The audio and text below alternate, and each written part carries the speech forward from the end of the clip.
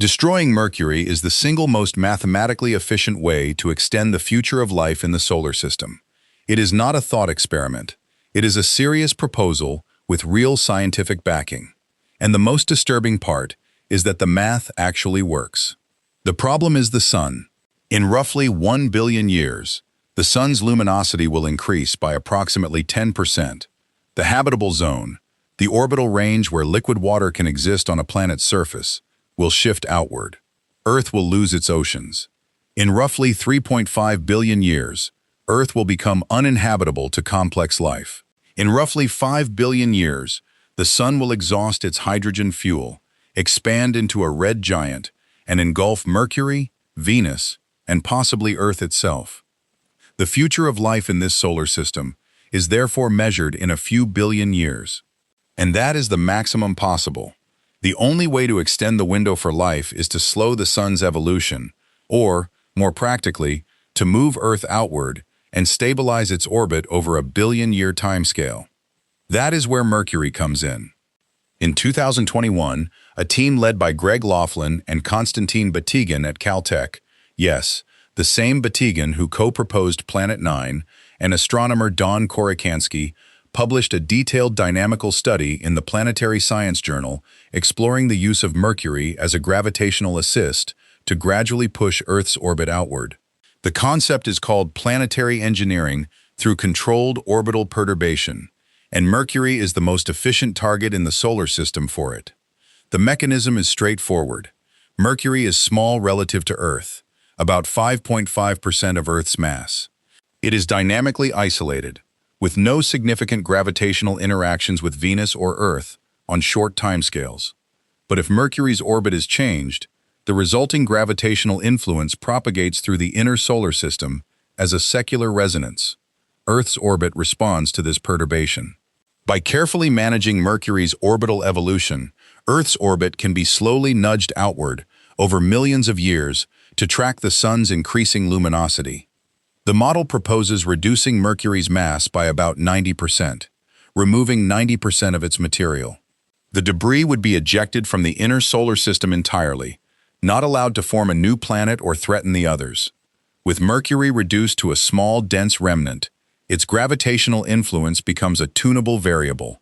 The remaining mass is enough to perturb Earth's orbit in a controlled way, but not enough to destabilize Venus, Mars, or the lunar system. The result over hundreds of millions of years, Earth's orbital radius increases by approximately 5 to 10%. That sounds small. It is not. A 5% increase in orbital distance reduces solar flux on Earth by approximately 10%, partially offsetting the Sun's increasing luminosity. A 10% increase reduces flux by approximately 19%. Combined with the Sun's age-related luminosity increase, this effectively buys Earth an additional 1.5 to 3 billion years of habitable conditions. The total mass removed from Mercury would be approximately 3.3 times 10^23 kilograms, about 55% of Mars's mass. The energy required to remove that mass from the solar system is enormous. The proposal relies on concepts that do not currently exist: directed energy, gravitational slingshots using Jupiter, or mass driver systems. The engineering is not within reach of current technology, but the physics and orbital mechanics are sound. It is not magic. It is applied celestial mechanics. The proposal is not without serious consequences. Removing 90% of Mercury's mass would likely destabilize the inner solar system temporarily.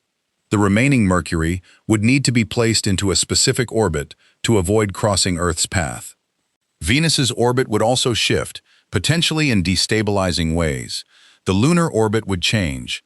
The model attempts to account for these effects but cannot guarantee perfect stability across all timescales. There is also a moral dimension. Mercury is not just a chunk of rock. It is a world with a real geological history, evidence of ancient volcanism, a unique offset magnetic field, and possibly volatiles trapped in permanently shadowed polar craters. Destroying a planet to save a civilization is a proposition with no precedent in human history. But the scale of the math forces the question. We currently have no technology to do this. We have no way to deflect asteroids, much less dismantle planets. But we are also not even remotely close to the point where this would be necessary. The sun's habitable zone shift is billions of years in the future. The proposal is useful, not because we can execute it tomorrow, but because it reveals that the solar system is not a fixed environment. The trajectories of planets are not destiny. With enough capability, the long-term future of life is something we can influence. So what do you think? If humanity ever reaches the capability to dismantle a planet, should we use it to extend the life of our civilization? Or is there a line that should never be crossed, no matter how far in the future the problem lies?